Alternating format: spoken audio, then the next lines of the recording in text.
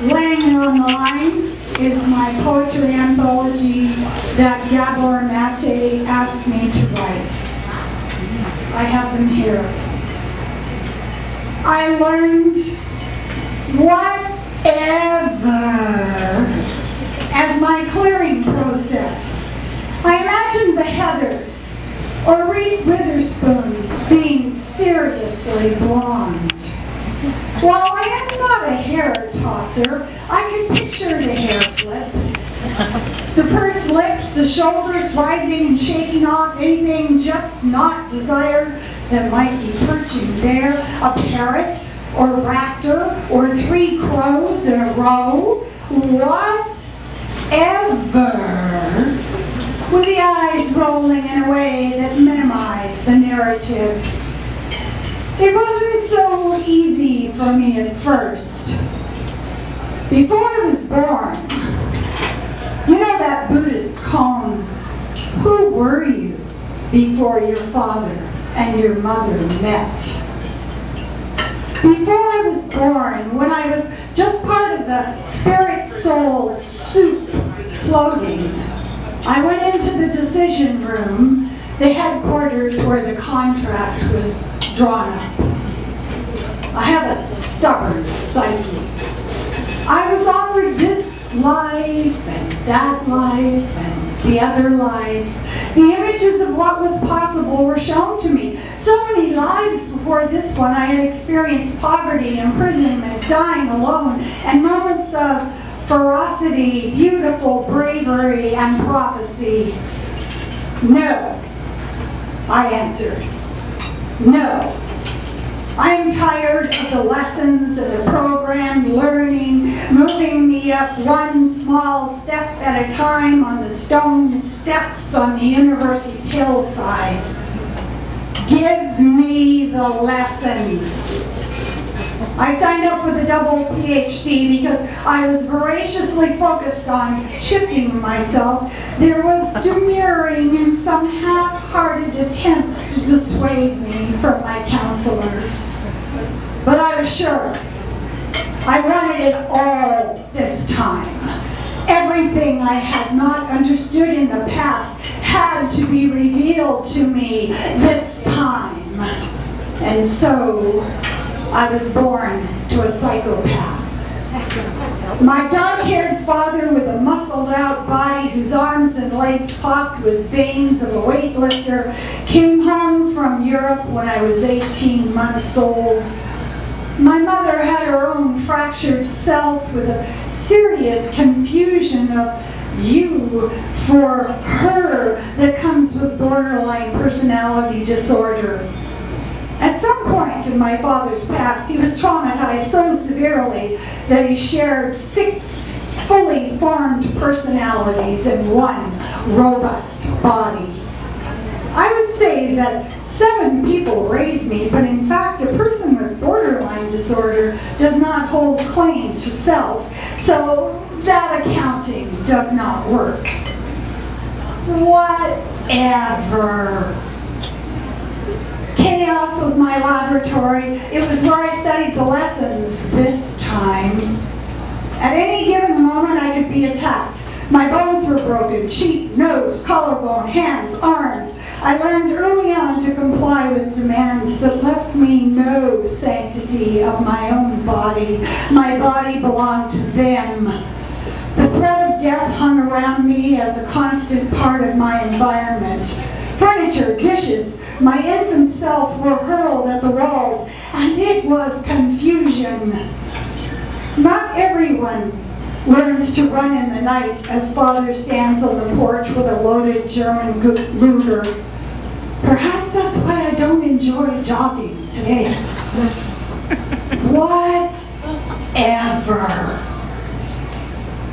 What I learned early on was that there was nothing I could count on. I could not count on protection, stability, acceptance of my home. There was no pleasing or complying that would stop the crazy.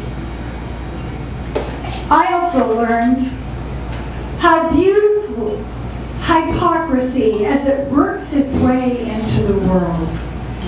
My mother, who would slap my face until it bruised, volunteered at my school And everyone loved her. She brought cupcakes. She dressed me in beautiful clothing and we acted. In elementary school, I was kept home for 6 weeks or 3 months until the bruising subsided. And what I learned is that no one cared. The teachers saw me as a possession of my parents. The neighbors were focused on consuming and accumulating status. It was the 1950s. There was no intercession. But I could read. I could study and experience others' lives through narrative and biography. I read every fiction and biography book in the school library by the end of grade 6. I could escape into other experiences, and it saved me. It kept me alive. I ran for the door when I was 17 to go to university, and there I found a kind of sanctuary. But the rooming was something I carried as a deep shame, as if it were my fault. I felt like I was outcast.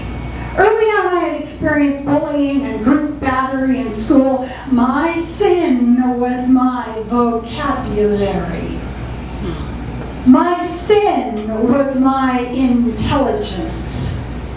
And I got things more quickly than others. Because my very survival dependency on my rapid turning and tuning into the emotions of others, I understood situations instantaneously.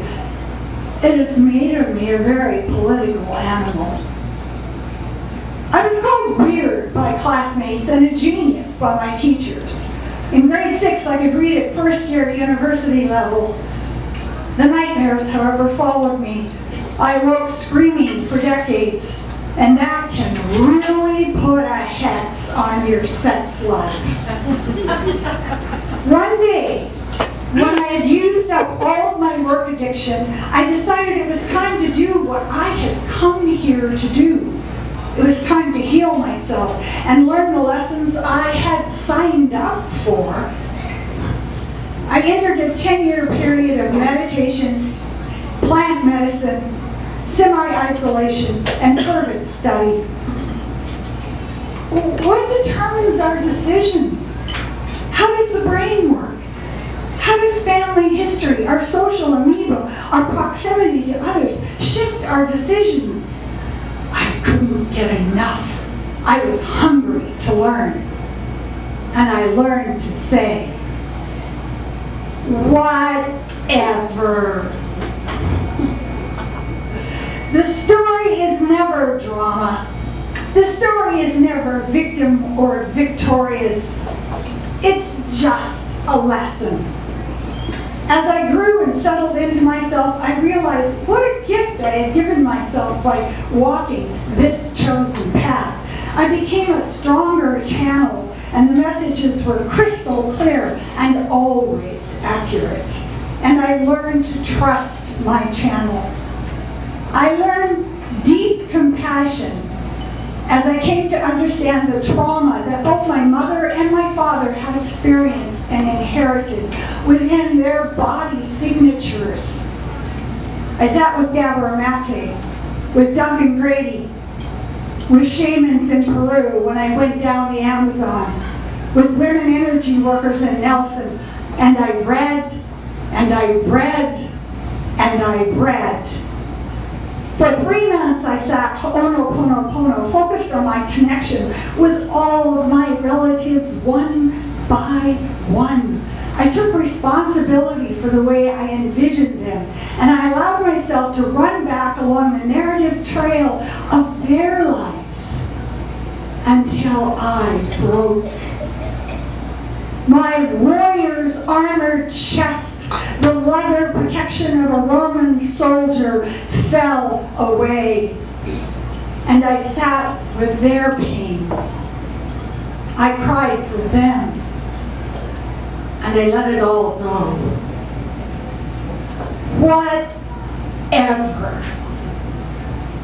Whatever had happened to them, it was theirs now, and not mine.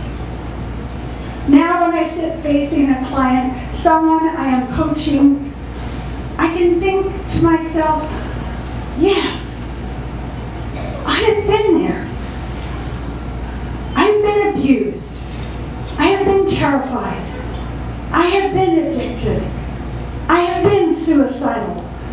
I have been locked into ill health and deep, bottomless despair. When I sit facing a client, I am not imagining their story. I have lived it. And it makes me more compassionate. It makes me a person who knows absolutely that they can get beyond the drama. They can walk away, shrugging their shoulders, and say, whatever. Thank you.